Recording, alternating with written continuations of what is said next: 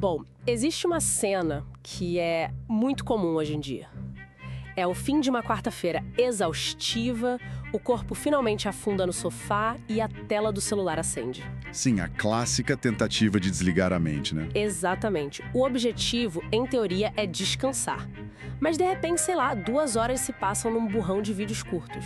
E quando a tela finalmente escurece, surge aquela sensação estranha. Nossa, muito estranha. O cérebro parece ainda mais exausto do que antes, sabe? E não tem nenhuma memória real dos últimos 5 ou 10 vídeos que acabaram de passar ali. É uma sobrecarga absoluta que, no fim das contas, se disfarça de relaxamento. Pois é, e se isso soa familiar para quem está nos acompanhando hoje, as anotações da nossa investigação profunda explicam exatamente o porquê dessa sensação de esgotamento. E é um tema fascinante porque mexe com algo muito íntimo nosso. A missão de hoje é mergulhar nesses materiais e contrastar 2 visões bem brutais sobre o nosso tempo livre. De um lado, a famosa indústria cultural da Escola de Frankfurt e, de outro, a perspectiva um pouco mais esperançosa da escola latino-americana, com a teoria das mediações. E o que a gente quer descobrir hoje é justamente isso. Somos apenas consumidores passivos, totalmente moldados por uma mídia implacável, ou será que a gente tem o poder de dar um novo significado ao que a gente assiste? Perfeito. Porque esse embate define muito da nossa era moderna, né? O tempo livre virou, o recurso mais valioso e violentamente disputado por essas gigantes da tecnologia. Com certeza. Não é só um debate acadêmico. É quase uma questão de sobrevivência mental mesmo. A gente precisa entender por que o momento de lazer acaba sendo tão cansativo quanto um dia inteiro de trabalho no escritório. Pois é, e para entender a raiz desse cansaço todo, a gente precisa voltar um pouco no tempo. Mais especificamente para a década de 1940. Isso, focando em 2 teóricos alemães muito importantes, o Theodor Adorno e o Max Horkheimer. Exato. Eles que trouxeram esse conceito de indústria cultural. E a ideia central deles é que a cultura deixou de ser uma expressão artística livre, sabe? Sim, ela virou um produto de prateleira. Isso, passou a ser produzida como qualquer mercadoria numa fábrica, buscando lucro absoluto. Mas assim, lendo o material, o tom deles me pareceu quase apocalíptico. É bem pesado mesmo. Eu fiquei pensando, por que uma visão tão sombria sobre, sei lá, um simples programa de rádio ou um filme da época? Bom, a gente precisa lembrar do contexto deles, né? A lente que o Adorno e o Horkheimer usavam foi moldada por um trauma histórico muito forte. Ah, claro, a questão da origem deles. Exatamente. Eles eram intelectuais judeus que fugiram da Alemanha nazista nos anos 30. Então eles viram com os próprios olhos como a propaganda e os meios de comunicação de massa foram usados para manipular as pessoas e sustentar o fascismo. Uma lavagem cerebral em escala industrial, praticamente. Isso. E aí o choque deles veio logo depois, porque eles chegaram nos Estados Unidos buscando refúgio e encontraram o quê? Uma máquina de mídia enorme também. Sim, uma máquina igualmente poderosa, só que focada num objetivo diferente, o consumismo extremo. A arte, que antes era uma forma de despertar o pensamento crítico, de repente estava submetida à lógica pura e simples do mercado. Tipo, empacotada para vender mais rápido. O negócio em si virou a ideologia, sabe? A genialidade ou a maldade dessa estrutura é que a meta não é mais fazer arte. A mensagem oculta de cada filme de Hollywood é simplesmente manter o sistema capitalista girando. Ok, vamos desempacotar isso porque é muito denso. A analogia que me veio à cabeça lendo essas fontes foi a de uma gigantesca linha de montagem de fast food. Boa comparação. Porque, pensa bem, uma rede de hambúrguer não quer ganhar prêmio de inovação culinária, né? Definitivamente não. Ela quer que o pão seja idêntico, que o molho tenha a mesma quantidade e que a experiência seja igualzinha em qualquer país do mundo. E quando a gente traz isso para o entretenimento... Faz todo sentido. Não é exatamente isso que a gente vê hoje com essas franquias gigantes de super-heróis ou aquelas músicas pop que usam os mesmos 4 acordes sempre. Tem uma aversão ao risco enorme aí, não tem? Com certeza. O que é fascinante aqui é que a indústria não quer só padronizar o sanduíche, ela quer padronizar o nosso paladar. E essa aversão ao risco financeiro gera o que as fontes chamam de achatamento da consciência.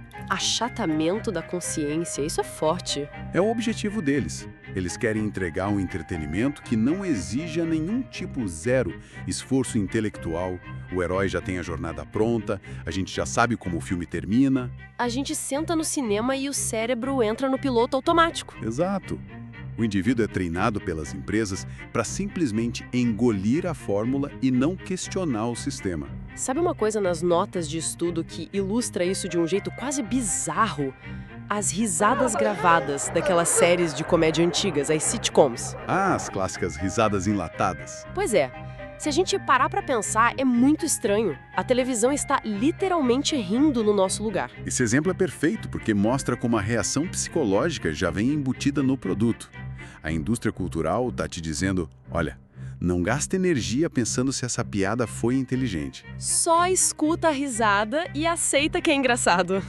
Isso mesmo. E ao longo de anos, isso vai adestrando o público para aceitar a realidade de forma muito passiva. A mensagem final é, o mundo é assim mesmo, senta aí, consome, não reclama. Nossa, e o resultado disso é transformar as pessoas num ser genérico, como dizem as fontes. Só mais uma pecinha na engrenagem comprando ingresso e camiseta de filme. Exatamente, a gente deixa de ser um sujeito crítico para ser só uma métrica de consumo. Mas aí a gente chega numa parte do material que nos empurra para um conceito ainda mais denso. Porque beleza, a produção de cultura é essa fábrica. Mas e quando a gente bate o ponto e vai para casa descansar? Aí é que mora o perigo. Sim, porque as fontes falam sobre um conceito chamado pseudofuga, que é basicamente a ideia de que essa promessa de descanso é a maior das ilusões. A pseudofuga é o núcleo do pessimismo do Adorno. Pensa assim, o trabalhador passa a semana inteira num emprego chato, alienante, se matando de trabalhar. Aquela rotina esmagadora, né? Isso. E o que sustenta ele é a recompensa do fim de semana. A promessa de escapar para o mundo de fantasia vendo um filme ou assistindo televisão. Mas tem uma armadilha aí. Uma enorme, porque esse mundo de fantasia funciona com a mesmíssima lógica da fábrica que ele tentou fugir. Tem a rapidez, a repetição e a total falta de autonomia do trabalhador. Nossa, e isso me faz voltar direto para aquela imagem do scroll infinito nas redes sociais que a gente comentou no começo. É a fábrica moderna. Sim, a pessoa tá lá passando uma enxurrada de vídeos curtos. E vem aquele esquecimento rápido de não lembrar de nada. O corpo da pessoa tá deitado no sofá, mas a sensação é que o cérebro tá numa linha de montagem, sabe? Totalmente. Processando estímulos o tempo todo. Então, o que tudo isso significa no fundo? O nosso lazer de hoje é só um trabalho disfarçado. Isso levanta uma questão importante, porque é exatamente isso. A sua mente não parou de trabalhar, ela só mudou de chefe. Caramba, mudou de chefe. Sim, porque a rotina moderna já deixa as pessoas tão exaustas que quando chega o tempo livre, ninguém tem energia cognitiva para consumir uma obra de arte mais complexa, que gere dúvidas ou desconforto. A gente só quer algo que nos deixe desligar o pensamento. E a indústria cultural é mestre em ler isso. Ela entende essa exaustão geral e te dá um analgésico perfeito. Um conteúdo rápido, vazio e que não exige nada de você. Que lá no trabalho, pela máquina de consumir atenção dentro de casa. E a engrenagem não para de rodar nunca, especialmente hoje. Com os algoritmos operando, eles devem ser o gerente mais chato que essa fábrica já teve. Nossa, sem dúvida. O gerente que não dorme, né? O conteúdo é todo ditado por métricas, sempre buscando reter a sua atenção o máximo de tempo possível. Tudo isso para exibir o próximo anúncio, claro. Exato. O algoritmo não precisa de uma mensagem política ou oculta num vídeo de dancinha para te controlar. O controle é a própria arquitetura do aplicativo, que exige que você consuma sem parar. Olha, se o nosso mergulho terminasse, por aqui seria bem deprimente, né? Totalmente. Sairia todo mundo desesperançoso. A visão da escola de Frankfurt é muito pesada. A gente fica parecendo um monte de ratinhos de laboratório correndo numa roda que não para, uma massa alienada, sem defesa. Mas ainda bem que as nossas fontes têm uma segunda parte. Pois é, graças a Deus tem uma virada no material de hoje. E é um antídoto teórico que não vem lá da Europa, mas da nossa região, a escola latino-americana, com a teoria das mediações. É uma lufada de ar fresco nessa discussão. Porque, enquanto os teóricos europeus olhavam a coisa de cima para baixo... Focando só no poder das grandes empresas, né? Isso. Assumindo que a TV controlava as mentes de um jeito absoluto, Aí vêm os pesquisadores da América Latina, tipo Jesus Martim Barbeiro, e decidem olhar a coisa de baixo para cima. Eles saíram dos estúdios das emissoras e foram olhar dentro das casas das pessoas. Exatamente, focando no que ele chamou de mediações. Os processos culturais de como a gente recebe essa informação. Mas olha, lendo as anotações sobre essas mediações, aqui é que a coisa fica realmente interessante. Mas eu também achei um pouco utópico de início. Por que você diz isso? Porque parece que existe um filtro mágico ali entre o celular e a mente humana. E, na prática, como é que o público deixa de ser passivo? Pensa bem, os algoritmos são feitos por engenheiros brilhantes com bilhões de dados só para viciar a gente. É uma luta injusta, né? Muito injusta. Tem mesmo como existir alguma resistência ou algum poder do nosso lado frente a essas indústrias gigantescas? Se conectarmos isso a um panorama maior, a gente vê que a genialidade do Martim Barbeiro foi mostrar que a comunicação não é um tubo de injeção direta. Como assim? Não uma via de mão única, sabe? A mídia não injeta ideias puras na nossa cabeça. A comunicação é um processo totalmente social. E esse tal filtro mágico não é utópico. Ele é a nossa vida real, o nosso cotidiano. As nossas experiências, você diz. Sim, as nossas matrizes culturais, a nossa família, a roda de amigos, os vizinhos no bairro, as nossas crenças. Ninguém é uma tela em branco. As pessoas pegam o que consomem e passam por todos esses filtros para criar um novo significado. Entendi. As pessoas ressignificam a mídia. Mas vamos tentar visualizar isso com um exemplo prático das fontes. Claro. Vamos imaginar um produto super comercial feito lá no coração da indústria cultural em Hollywood. Ou numa mega emissora de TV. Sei lá, uma novela cheia de clichês e estereótipos. Certo. Quando essa novela chega numa comunidade na América Latina, a teoria diz que ela não é engolida passivamente. Como isso funciona? De jeito nenhum. O enlatado chega pronto. Mas o que as pessoas vão fazer com aquilo é incontrolável para a emissora. O pessoal junta a família na sala para ver a novela, mas eles não assistem calados. Tem sempre o comentário rolando solto. Sempre. Eles discutem se o vilão tá certo, julgam a moralidade do mocinho, e mais que isso, eles pegam a roupa de luxo que aparece na TV e logo estão fazendo uma versão acessível para vender na feira. É verdade, a moda da novela vira moda popular rapidinho. E é nesse processo que mora a resistência. É aí que as mediações acontecem. Exatamente. A escola latino-americana vê a mídia não só como controle, mas como um campo de jogo. Tem negociação, tem conflito de ideias. O ponto central não é o que a mídia faz com as pessoas. Mas sim o que as pessoas fazem com a mídia? Isso.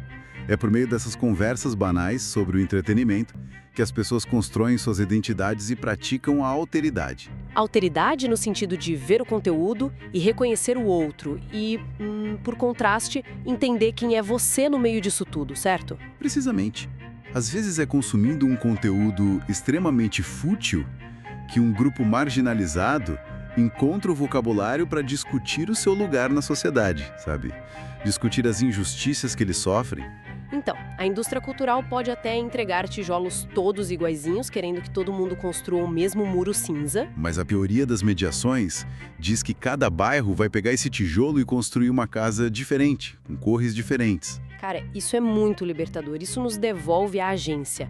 Caminhando aqui para o nosso encerramento e olhando para essas duas teorias, fica muito claro que a gente não precisa escolher um lado e jogar o outro fora, né? Com certeza não. A ideia é usar as duas como lentes complementares no nosso dia a dia. É nessa tensão entre as duas visões que a mágica da análise acontece. A gente não pode ser ingênuo e ignorar que a máquina de Frankfurt é real e muito poderosa. Mas também não precisamos jogar a toalha e achar que somos apenas robôs sem cérebro. Exato.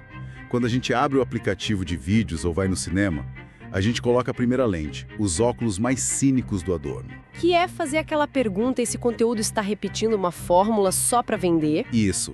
Essa avalanche de vídeos está impedindo meu pensamento crítico e me jogando numa pseudo-fuga exaustiva. E aí, logo em seguida, a gente troca de lente e coloca os óculos do Martin Barbero. A lente das mediações.